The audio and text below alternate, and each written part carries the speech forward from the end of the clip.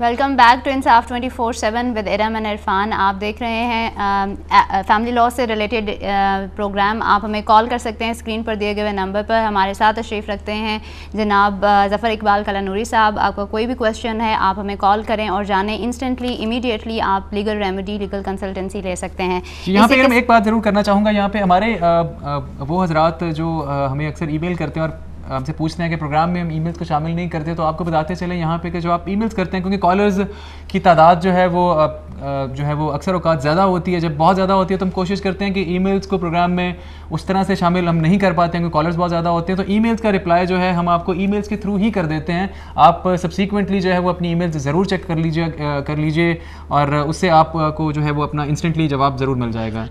जी, यहाँ पर एक कॉलर को प्रोग्राम में शामिल करेंगे। देखते हैं हमारे साथ कौन है। अस्सलाम वालेकुम। वालेकुम सलाम जी। जी, कौन और कहाँ से बात कर रहे हैं? जी, आसिफ बात कर रहा हूँ सियालकोट से। जी, क्या क्वेश्चन है आपका? जी, मेरी दो बेटियां हैं, एक की उम्र 5 साल है, एक की 2.5 साल उम्र है। ठीक है। और मेरी फैमिली भी जो है वो ज़हनी तौर से नॉर्मल नहीं है, साइकी पेशेंट है। ठीक है।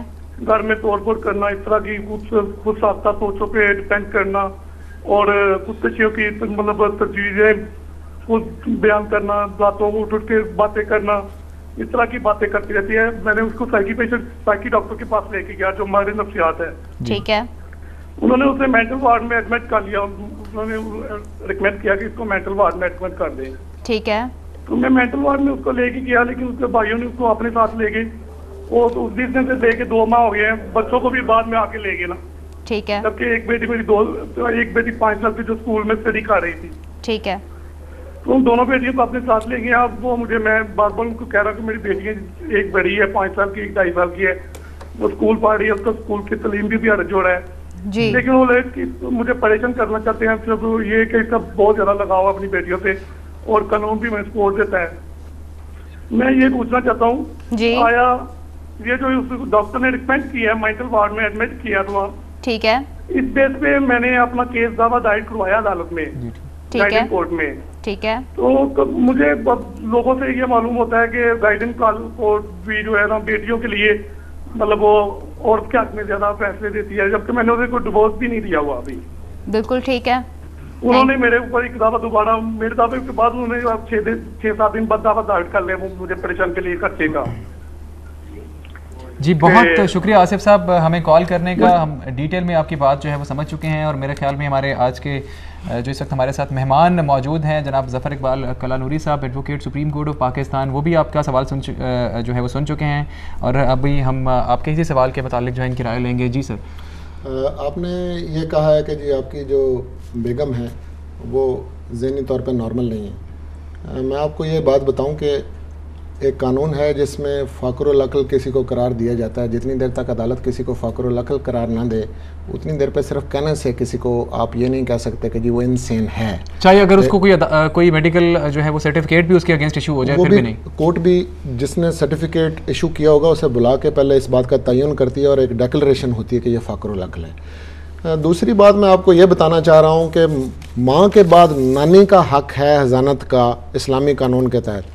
तो अगर माँ फिट नहीं है तो नानी के पास फिर भी बची जा सकती है। तो उन्होंने बताया कि वो ननिहाल में हैं और अगर उनकी नानी है तो वो भी उनको लुक आफ्टर कर सकती हैं, लेकिन गार्डियन कोर्ट ज़रूर देखेगी कि मफाद कहाँ पे है। इन्होंने क्योंकि दुरुस्त तौर पे वहाँ पे एक दरख्वास्त दे दी है तो इनको मिलने से तो वो बिल्कुल नहीं रोक सकते और आई एम श्योर कि उन्होंने ऐसा प्रोग्राम बना भी दिया होगा कि इनसे मुलाकात उनकी होती। बाप का हक है।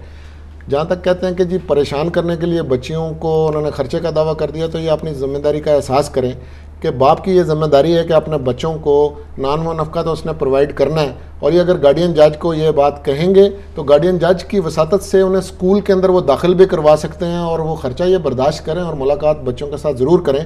और अगर राइट्स आप बता रहे हैं कि वो तो इनके पास हर सूरत रहेंगे, क्योंकि गार्डियन बहरहाल बाप ही होता है। सिर्फ हज़ानत का राइट जो है वो एक ख़ास उम्र तक माँ के पास है, लेकिन वो वहाँ पे फीमेल रिलेशनशिप को जो है अहमियत दी है। माँ के बाद नानी है और फिर दादी आती है और फिर उसके बाद खाला आती है और फिर वो हायरार्की चलती है। वो इस तरह से है। जी, आपने बताया कि नानी के बाद दादी आ सकती हैं। आसिफ साहब, अगर उनकी नानी मौजूद नहीं और उसके बावजूद वहाँ पे रह रही हैं मामू या कोई और रिश्ते उनके पास, तो फिर आपके पास आप इंटाइटल हैं, जिस तरह से अभी हमें ज़फ़र इकबाल कलानूरी साहब ने बताया कि फिर जो है आप इंटाइटल हो सकते हैं, क्योंकि अगर नानी नहीं है तो फिर तो ऑब्वियसली दादी आ जाएंगी इस उम्र में, क्योंकि आपने बताया कि 5 साल की और 2.5 साल की इनकी बच्चियों की यहाँ उम्र है। जी, यहाँ पर मैं आपका बहुत ज़्यादा जो है वो शुक्रिया कहना चाहूँगी पूरी टीम की तरफ से। आप अगर कोई भी मैसेज इस प्लेटफॉर्म के ज़रिए से आप हमारे आम जनरल पब्लिक को देना चाहें, जिस तरह की अभी हमें कॉल भी आई है, हमें ख़ुद से भी अपने एक शऊर होना चाहिए अपने हकूक़ के लिए। आपको अगर खुद में बेदारी नहीं है कि आप अपना हक़ के लिए खड़े हो सकें, तो फिर it is impossible to stand for your justice.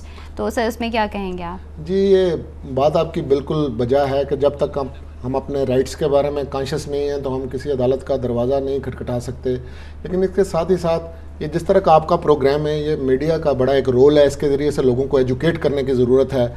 मेरा ख्याल है प्रिंटेड मटेरियल भी ऐसा होना चाहिए, अखबारात के ज़रिए भी, कि लोगों को पता चले कि मेरे साथ क्या होने वाला है। अगर कोई मसला है तो वो लोग समझ सकें।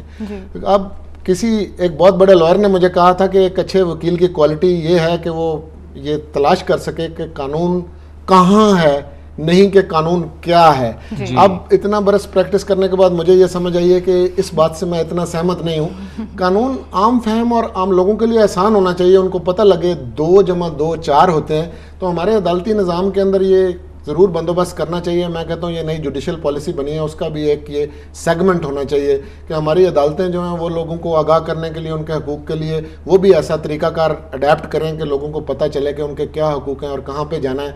और फिर मैं ये कह रहा हूँ कि मीडिया में इस तरह का जो प्रोग्राम है, मुझे इस लिहाज से बहुत अच्छा लगा कि आप डायरेक्टली लोग जो हैं वो पूछ सकते हैं। लोगों को ये पता ही नहीं होता, और अगर उसको बहुत ज़्यादा टेक्निकलिटीज़ में ले जाएं तो फिर लोग जो हैं वो, मुझे कहने दीजिए, मेरा इस शोबे के साथ ताल्लुक है, लेकिन अदालत की तो दीवारें भी पैसे मांगती हैं, तो इसको थोड़ा सिंप्लीफाई करने की जरूरत है। जी बिल्कुल। बल्कि हमारे प्रोग्राम में एक आपकी बात से आखिरी बात यहाँ पे ख़त्म करूँगा कि हमारे प्रोग्राम में कॉलर भी इस तरह गया जिन्होंने ये बताया कि मुझे जो निकाहनामे की कॉपी की ज़रूरत थी और मुझे 2000 रुपये देने पड़े वकील को, और जब वकील साहब को बताया कि मुझे निकाहनामे की कॉपी चाहिए, 2000 लेके उन्होंने बताया कि यूनियन काउंसिल का रास्ता है, चले जाओ जाके ले लो। और इस तरह की चीज़ें भी आती हैं। जी, जाते जाते प्रोग्राम के एंड पे हम ये मैसेज देना चाहेंगे कि हमारा फैमिली सिस्टम हमारा असासा है, हमें इसे सेव करना चाहिए। चाहे हालात कितने ही नामसाइद और डिफ़िकल्ट क्यों ना हो, हमेशा उसमें एक उम्मीद ज़रूर होती है। उसी उम्मीद को आपने भी तलाश करना है। हमारी ये कोशिश आपको कैसी लगी, इसके बारे में फ़ीडबैक ज़रूर दीजिएगा। Thank you very much for watching Insaf 24/7 with Iram and Irfan. अल्लाह हाफ़िज़।